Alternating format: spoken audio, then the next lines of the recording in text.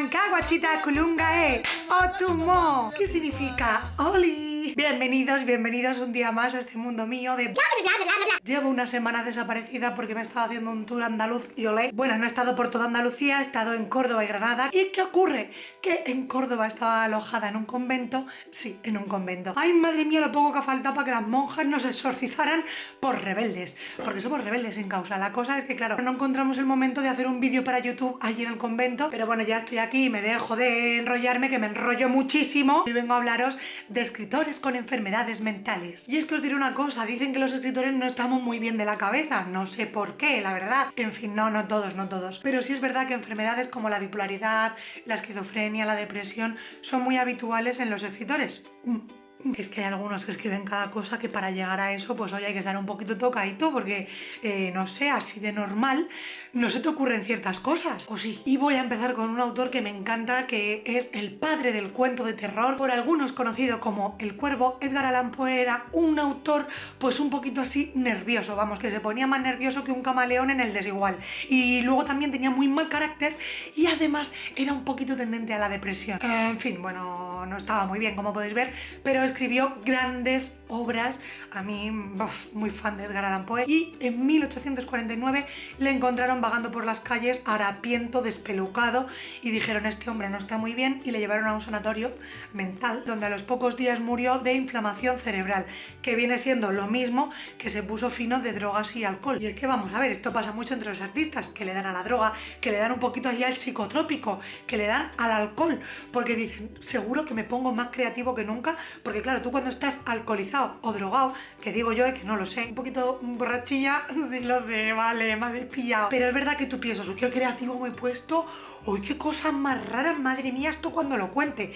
Luego lo cuenta, el otro lo lee, el que está bien, y dice: pero qué coño has escrito aquí. Pero bueno, en el caso de muchos escritores se escriben grandes maravillas, es verdad. Pero futuros escritores y escritoras, la droga y el alcohol no es el buen camino, ¿vale? Y ahora os hablo de Dick, que entre sus obras, uy, en sus obras, ya, es que me pongo muy china a veces, y además ahora está en Granada, que hay un montón de chinos, y me despisto, venga, que voy. Dick era un autor conocido por sus obras que han sido muy adaptadas, muchas de ellas, al cine de ciencia ficción actual, muchas, como por ejemplo Blade Runner, The Minority Report o Total Recall. Dick, cuando era joven, tenía problemas de vértigo, pero poco a poco la cosa fue evolucionando hasta que se dieron cuenta de que había muestras bastante evidentes de que sufría esquizofrenia, porque tenía alucinaciones visuales, auditivas, y bueno, decía que a él le venía un rayo rosa que le daba así como la inspiración. Un rayo rosa, así. ¿Os lo imagináis? Así que por este problema fue hospitalizado, pero aún así Dick no dejó de escribir, y menos mal, porque qué grandes maravillas escribió este hombre. Yo he de decir que solo he leído un libro de Dick, el resto lo he visto en pelis, pero... Y bueno, una de las figuras más destacadas del modernismo literario del siglo XX, la británica feminista Virginia Woolf, que se dice que desde muy joven tenía muchos problemas de nervios, de que estaba ahí, que se subía por las paredes, y esto viene motivado porque de niña sufrió abusos sexuales. Virginia Woolf nos dejó grandes obras, y después de escribir su última novela cayó en una profunda depresión, a la que se sumó que perdió su casa en Londres durante la Segunda Guerra Mundial y dijo: mira, hasta aquí hemos llegado, ya no pudo más. Se puso un abrigo, lo llenó de piedras, se fue al río cerca de su casa y se ahogó. Conste aquí en acta que yo no estoy nada de acuerdo con lo del suicidio, pero he de decir que Virginia fue muy original. Bueno, original o inspirada en la historia de Caperucita Roja. Pero esperad, porque esta ya te queda muerta en la nevera. Que cuando lo leí en el artículo dije: por favor, hija mía de mi vida, ¿pero cómo se te ocurre? Me refiero a Sylvia Plath, que era una escritora estadounidense más conocida por su poesía que por sus novelas.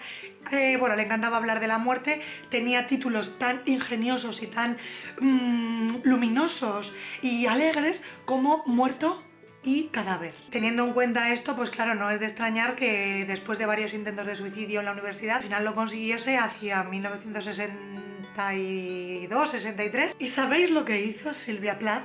¿Sabéis lo que hizo para suicidarse? Bueno, pues metió la cabeza en el horno. Esto me he parado a pensarlo, ¿vale? Imaginaos el horno de vuestra casa a 200 grados.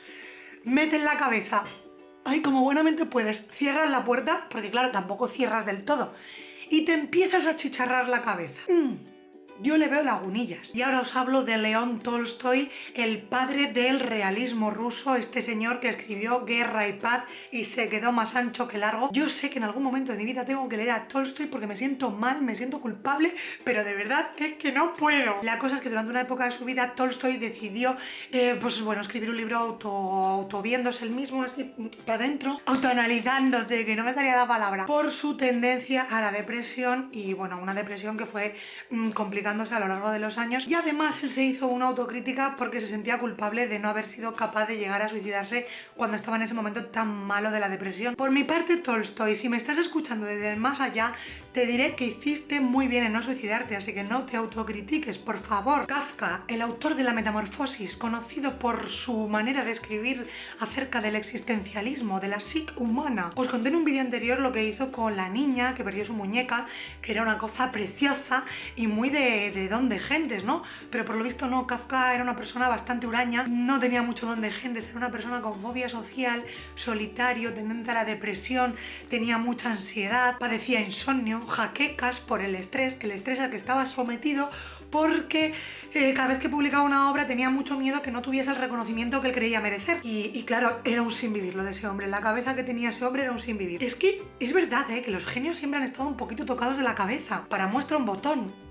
No, yo la verdad que estoy bastante bien de la mente y de momento no se me ha catalogado de genio. De momento. Y por último, un autor que admiro profundamente, que me encanta por su estilo sencillo y sobrio, pero que te llega en lo más profundo del alma. Qué bonito me ha quedado, ¿verdad? Hemingway, premio Nobel por su obra El viejo y el mar, que si no la habéis leído os la recomiendo. Es una obra maravillosa. Él fue periodista y corresponsal de guerra, también trabajó en el frente italiano llevando una ambulancia. Vamos, era un hombre muy dinámico, pero aún así pues también tenía tendencia a la depresión. Se dice que también tenía algunos rasgos de borderline y que era bastante narcisista.